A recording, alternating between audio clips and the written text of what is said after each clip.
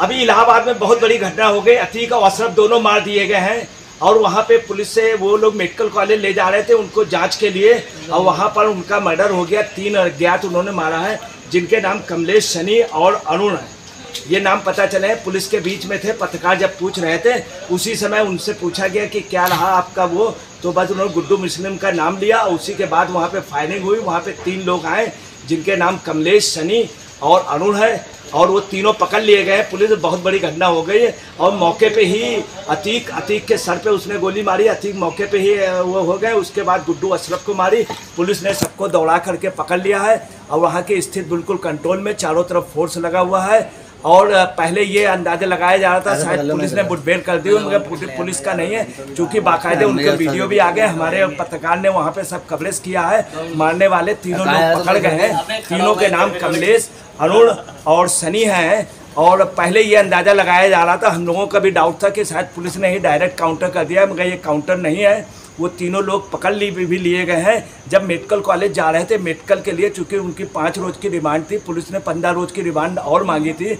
स्थितियाँ वहाँ बिल्कुल कंट्रोल है और मर्डर क्लियर है। अतीक और अशरफ का वहीं पे मौके मौत हो गई और एक आया, एक ने वहाँ पे उसके सर के पास मारा। उसके पहले गुड्डू मुस्लिम का नाम ले रहा था और उसी के बाद वो अतीक जब गिर गया उसके बाद अशरफ के गोलियाँ मारी। चारों तरफ से पुलिस ने सब तरफ से पकड़ लिया है और टोटल स्थिति कंट्रोल है और कंसेप्ट भी क्लियर हो गया। पहले ये अंदाज लगाया जा रहा था पुलिस के लिए, मगर ऐसा नहीं है। हम लोगों का भी यही शक था, मगर पुलिस ने उनकी बॉडी लेकर के उनको मेडिकल कॉलेज ले गए।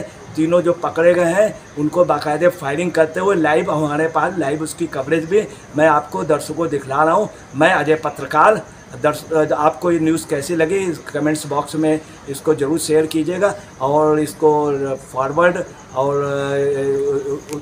फॉरवर्ड कीजिए, सब्सक्राइब कीजिए और कमेंट्स बॉक्स में ज़रूर लिखिए। मैं अजय पत्रकार। इस समय की जो पोजीशन है बहुत टिपिकल पोजीशन हो गई। पूरे देश में इस समय अलर्ट कर दिया गया है, पूरे यूपी में अलर्ट है। और जो स्थितियाँ हैं, असदुद्दीन ओवैसी का भी बयान आ गया। असदुद्दीन ओवैसी की इस घटना को निंदा की है और असदुद्दीन ओवैसी का ये भी कहना है कि कुछ लोगों ने वहाँ पे नारे भी लगाए थे और तमाम नेता, तमाम पार्टियों के वो उसमें सक्रिय हो गए और धड़ाधड़ राजनीतिक बयान हो गए। सब जगह सरगर्मियाँ हैं। कुछ पार्टियों में मीटिंग बुलाई गई है और अंदाज़ा ये लगाया जा रहा है कि शायद कोई बहुत बड़ा राज आने वाला था और कई पॉलिटिकल।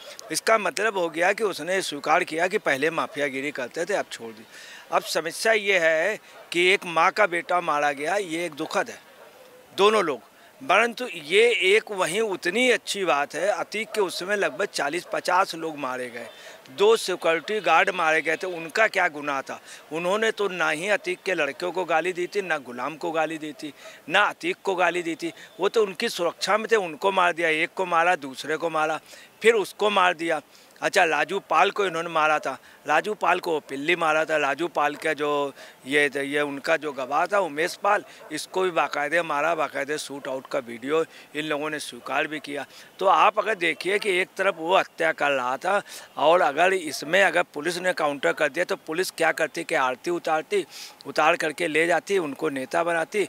पुलिस क्या उनको कहीं पे अच्छी जगह बैठा देती। सर, एक और जो सवाल है वो ये है कि योगी आदित्यनाथ को जो है इस खबर पर जब प्रतिक्रिया ली गई तो उन्होंने प्रतिक्रिया देते हुए यूपी एसटीएफ की जो है इस मामले में काफ़ी तारीफ की है। क्या कहेंगे आप इस पर? देखिए, योगी आदित्यनाथ जी ने जब अखिलेश से इनकी बहस हुई थी तो अखिलेश की मजबूरी है कि अखिलेश ने वहाँ पे तेज़ आवाज़ बोला। एक बार ये मौलाना को बोल गए थे, मौलाना ने इसलिए चुप रहे कि मौलाना से इन्होंने कहा क्या तेरे बाप ने बनवाया है, तो चुप हो गए। चूँकि मुलायम सिंह का सम्मान था, अच्छा कायदे आजम मुलायम सिंह, तो उनका एक सम्मान था, वो बोले नहीं। अब उस दिन जब सदन में बोले थे तो उन्होंने कहा था मैं मिट्टी में मिला दूंगा, मैं मिट्टी में मिला दूंगा। तो उन्होंने जो कहा था तो वास्तव में पोजीशन हो गई कि वो मिट्टी मिल गया जहाँ उसका काउंटर हुआ मिट्टी थी। मगर एक तरफ दुख होता है किसी माँ का बेटा मरा, पर आप ये बताइए उसका क्या होता? क्या उसको फूलों में बैठा के रखा जाता, उसको छोड़ दिया जाता? अगर छोड़ दिया जाता तो उसकी माँ को भी उमेश पाल को मार देता। और उमेश पाल की माँ ने कहा है कि आज मुझे न्याय मिला, अभी न्याय और बाकी है, मुझे मुख्यमंत्री पे पूरा भरोसा है। सर, एक और जो सवाल है वो ये है कि एक तरफ इनकाउंटर हुआ है, इस इनकाउंटर को लेकर जो उमेश पाल का परिवार है कह रहा है कि इंसाफ मिला है, तो दूसरी तरफ विपक्ष में ज़्यादातर जैसे अखिलेश यादव है, मायावती है, ओवैसी है, उनमें बौखलाहट देखने के लिए मिल रही है। अखिलेश यादव इसे फेक इनकाउंटर बता रहे हैं और इस मामले की जाँच करने के लिए कह रहे हैं। क्या कहेंगे आप इस पर? देखिए, अखिलेश यादव यहाँ पे गला, अखिलेश यादव ने एक शब्द और बोला, भाईचारा। ये भाईचारा शब्द है हिंदू मुस्लिम भाईचारा, ये होना चाहिए, परंतु आज भाईचारा का अर्थ बदल गया है। ऐसे बिहार में एक भाईचारा चल रहा है, वो जो चारा घोटाले का, वो और नीतीश में भाईचारा चल रहा है। ये भाईचारा हिंदू मुस्लिम एकता का था। अगर यहाँ पे हिंदू मुस्लिम एकता का जोड़ा जाए तो मैं आपको फिर बता रहा हूँ, ये अतीक जो था वो एक मुस्लिम न हो करके एक अपराधी था, उसको मजहब से न जोड़िए। और अतीक के फेवर में जो भी नेता आ रहे हैं कृपया उसको मजहब से, हिंदुओं में भी कई बदमाश हैं, तो उनका हिंदू धर्म नहीं है। और इस्लाम ये नहीं कहता इस तरह से हत्या करना, लगातार हत्या करना, लोगों को मार देना, एक बेटे को मार देना, 2 सुरक्षा कर्मियों को मार देना, धोखे से मार देना, बम गोली से मार देना, उनकी बात भी ना सुनना, ये इस्लाम नहीं कहता है। और यहाँ पे ये भटक रहे हैं, ये भटक रहे हैं। दूसरी बात, अखिलेश का एक दर्द है। अखिलेश ने एक बार क्या किया था कि अतीक जो है वो चुनाव लड़ने को कानपुर से तैयार हो गया था, कैंट उसमें नेताजी ने ओपन कर दिया था, सब ने ओके कर दिया था। लास्ट में अखिलेश ने कर दिया, वो भी हुआ था कि अखिलेश के जुम्मे कुछ विधानसभाओं का चुनाव का संचालन था कि उसका खर्चा अर्चा दे, उसने अपने चुनाव 2-4 सीटों के लिए कह दिया था। तो अखिलेश ने फिर इनके ऊपर रंगा डाल दिया, जिससे क्या हुआ, सपा बुरी तरह से हार गई। सपा बुरी तरह से हारी, सपा के बहुत कम विधायक रह गए। बाद में अखिलेश ने देखा, फिर नेताजी ने भी इनको स्वीकार कराया सपा वालों ने कि देखिए मुस्लिम वोट कट गया, वो आप इतनी विधानसभा हार गए। बाद में अतीक से इनकी गलबैयाँ हो गई।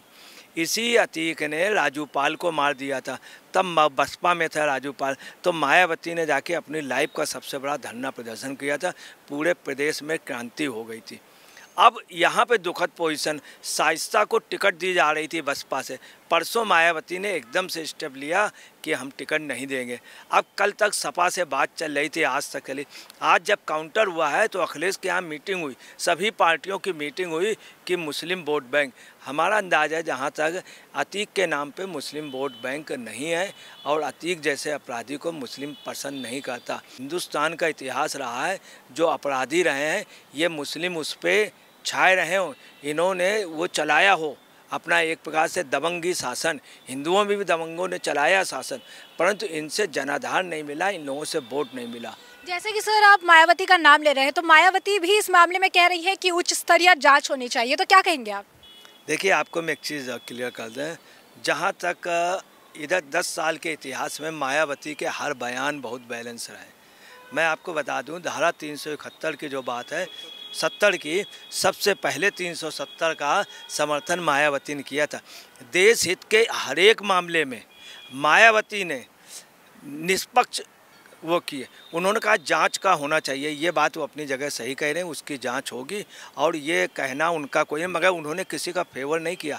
उन्होंने जब देखा इतना बड़ा काउंटर है, वो वैसी भी बोल रहे हैं, वो भी बोल रहे हैं, वो भी एक वोट बैंक के लीडर हैं, तो उन्होंने कहा है कि इसकी जांच होनी चाहिए। सर एक आखिरी जो सवाल है वो ये है कि ओवैसी कह रहे हैं कि मजहब के नाम पर इनकाउंटर किया जा रहा है, क्योंकि मजहब कुछ अलग है, तो इस मामले को, इस इनकाउंटर को ना कि उमेश पाल मर्डर मामले से जोड़ के देखा जा रहा है, ना कि राजूपाल मर्डर मामले से जो देखा जा रहा है, बल्कि ओवैसी का अगर बयान देखें तो ओवैसी इसे मजहब से जोड़े और कह रहे हैं कि ये एनकाउंटर इसी वजह से हुआ है क्योंकि एक मजहब के बेसिस पर एनकाउंटर किया जा रहा है। क्या कहेंगे आप, ये मजहब का एंगल निकालने के पीछे का कारण क्या है?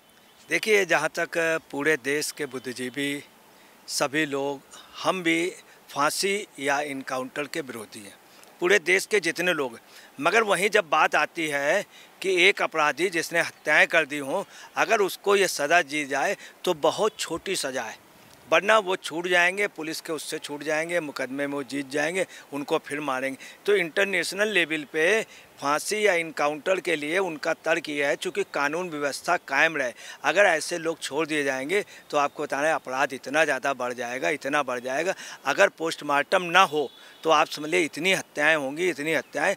पोस्टमार्टम के डर की वजह से हत्याएं रुकी हुई हैं, और काउंटर की वजह से अपराधी अपराध नहीं करता। इसको हिंदू मुस्लिम पैमाने से लिया जा रहा, और अखिलेश की मजबूरी है, चूँकि उनके साथ मुस्लिम वोट और मुस्लिम वोट लेना चाहिए, यहाँ मुस्लिम वोट की राजनीति है। वहीं आपको बता रहे हैं अखिलेश ने सबसे ज़्यादा इलाहाबाद के कब्रिस्तानों में कब्जा किए हैं, पूरे प्रदेश में कई कब्रिस्तानों में कब्जा किया, सबसे ज़्यादा मुसलमानों की ज़मीनें हथियाई, सबसे ज़्यादा मुसलमानों को ब्याज में वो किया। तो आपको बताना है कि अगर देखा जाए तो जो बयान है ये कुछ उचित नहीं। हाँ, शांति देवी का जो बयान है उस पर भी ध्यान देना चाहिए। तो जैसा कि आपने सुना कि अजय पत्रकार जी ने कहा है कि इस एनकाउंटर को मजहब का एंगल नहीं देना चाहिए कि इस मजहब के बेसिस पे या फिर किसी और बेसिस पे इनकाउंटर हुआ है। ये इनकाउंटर सिर्फ इसी मामले के लिए हुआ है क्योंकि ये उमेश पाल हत्याकांड से जुड़ा था। ये दोनों आरोपी, इनके ऊपर 5 लाख रुपए का इनाम था, दोनों पे 5-5 का इनाम था। ये दोनों इस मामले में वांछित थे और इसके बाद एडीजी द्वारा जो एसटीएफ की टीम थी उन्हें चैलेंज दिया गया। उसके बाद सबसे पहले फायरिंग दोनों की तरफ से की गई और जवाबी फायरिंग में ये जो है इनकाउंटर इनका किया गया। तो स्पष्ट तौर पर इसे कोई मजहब का एंगल नहीं देना चाहिए। और जैसा कि अजय पत्रकार जी ने कहा है कि अखिलेश यादव जो है वोटों की राजनीति करने के लिए इस तरीके से बयानबाजी कर रहे हैं। तो ऐसे में आपने ये चर्चा पूरी सुनी है और अब इस पूरी चर्चा पर आपकी जो राय हो कमेंट सेक्शन में कमेंट करके जरूर साझा करें। धन्यवाद।